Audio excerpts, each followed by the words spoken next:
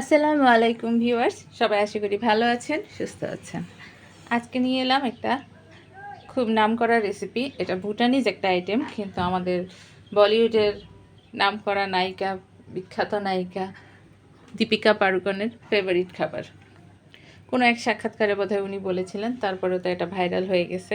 But এটা খুবই মজার একটা খাবার আর খুব সহজেই বানানো যায়। এই দেখুন, এমাদেচি বানানোর জন্য আমাদের যা যা লাগবে এখানে নিয়ে নিয়েছি। প্রথমেই লাগবে বাটার, তারপর লাগবে পেঁয়াজ কুচি, একটু সামান্য লবণ, এই যে লবণ, কাঁচামরিচ কুচি। এত বেশি কাঁচামরিচ কুচি দেখে ঘাবড়ে যান না, কারণ এটাতে মরিচটা বেশি দেওয়া লাগে। তারপরে লাগছে স্লাইস চিজ, আর লাগছে যেটা বেশি দরকার সেটা হচ্ছে ক্যাপসিকাম। ক্যাপসিকামগুলো এরকম পাতলা পাতলা করে কেটে নিয়েছি।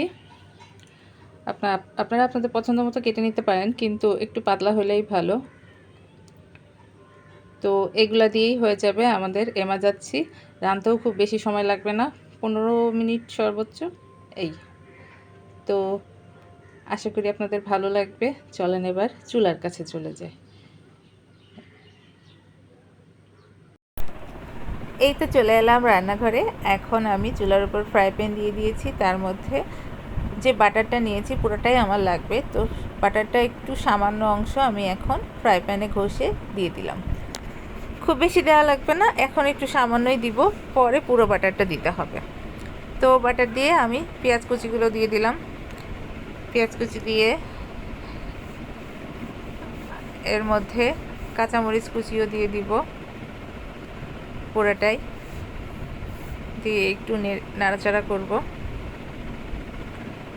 খুব বেশি সময় না, অল্প কিছু সময় নাড়াচাড়া করে এর মধ্যে ক্যাপসিকামগুলোও দিয়ে দিব,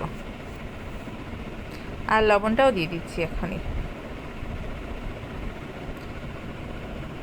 এটা খুব সহজ একটা রান্না, ভুটানের ট্র্যাডিশনাল ফুড, বাট এটা খেতে এত মজা, ভাত দিয়েও খাওয়া যায়, এমনিও খাওয়া যায়। মানে এত সহজেই এত সুন্দর একটা খাবার আসলে ভাবা যায় না। একটু ঢেকে দিলাম তাড়াতাড়ি করার জন্য। এই যে সামান্য একটু নরম হয়েছে, আবার ক্যাপসিকামটা দিয়ে দিব।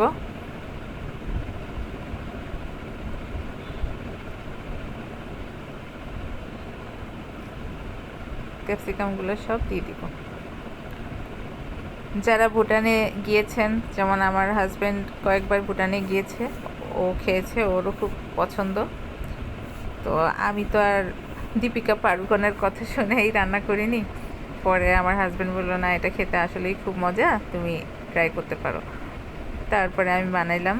প্রথমবার ও বানাইছে, তারপরে আমি শিখছি ওর কাছ থেকে। আসলেই ভীষণ মজার। এখন তো আমি এই খাবারটা অনেকবার খাওয়া হয়েছে এবং আমার মেয়েরও খুব পছন্দের খাবার। হঠাৎই ও বলে ফেলে, মা এমাদেচি বানিয়ে দাও।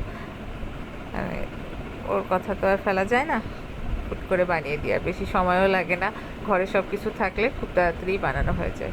এবার দিয়ে দিলাম পানি ক্যাপসিকামের সাথে। পানি দিয়ে এবার ঢাকনা দিয়ে ঠিক 5 মিনিট ঢেকে রাখতে হবে, 5 থেকে 7 মিনিট, এর কম না। 5 মিনিট থেকে 7 মিনিটের মধ্যে এটার ক্যাপসিকামটা অনেকটাই সিদ্ধ হয়ে যাবে। জাস্ট এর জন্যই এটা ঢেকে দিতে হবে। 5 মিনিটের কমে হবে না, 5 থেকে 7 মিনিট এটা একটু সিদ্ধ হলে দেখেন। এবার আমি ঢাকনাটা সরাই ফেলবো।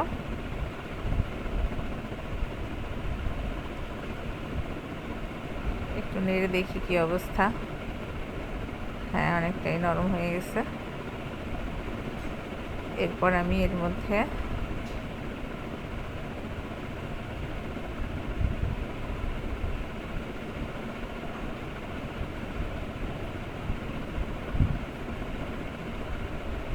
বাটারটা দিয়ে দিলাম।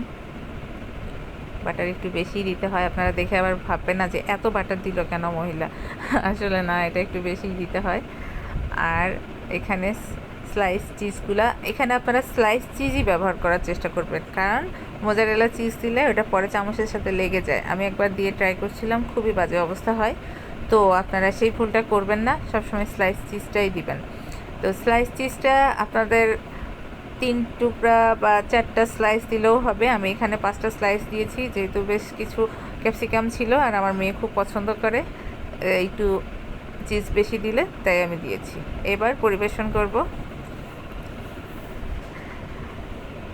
চিজ দেওয়ার পরে খুব বেশি সময় রাখা লাগে না, জাস্ট ওগুলা গলতে যতটুকু সময় লাগে 3 মিনিট ঢাকা রাখলেই হয়ে যায়।